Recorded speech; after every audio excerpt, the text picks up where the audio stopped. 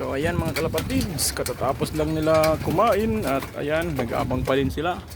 Ayan yung ating mga binibintang kalapati, mga kalapatids. Ayan o, abay napakakinis. Ay hindi ka malulugi dito, Jansen yan mga kalapatids, Jansen Red. Red Jansen pala. At yung isa na yun ay binibinta din natin. Ayan o, magaganda yung ating mga kalapati dito. Kaya kung ako sa inyo, mag-loop visit na kayo sa murang halaga ay magkakaroon kayo ng email na kalapati. Ayan o, yun, yung isa na yan is Jansen Red yan mga kalapatids. Ayan o, ayan, Bakert naman yan.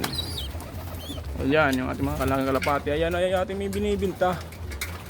Ayan o, bili-bili ng mga kalapatids, baka kayo maubusan.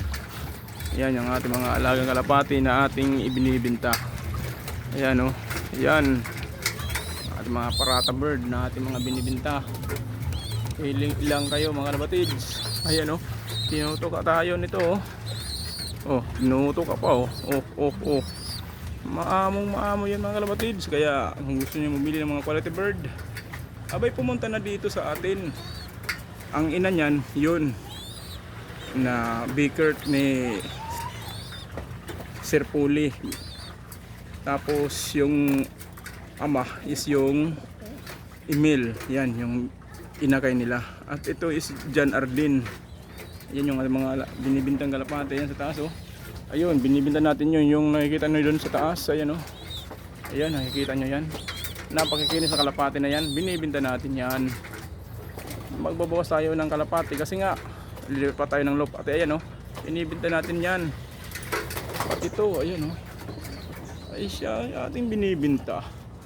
Ano, napakatapang abay, napakatapang ang kalapate na to. Ayan, nakikita nyo mga kalapatids. Ayan, napakapogi.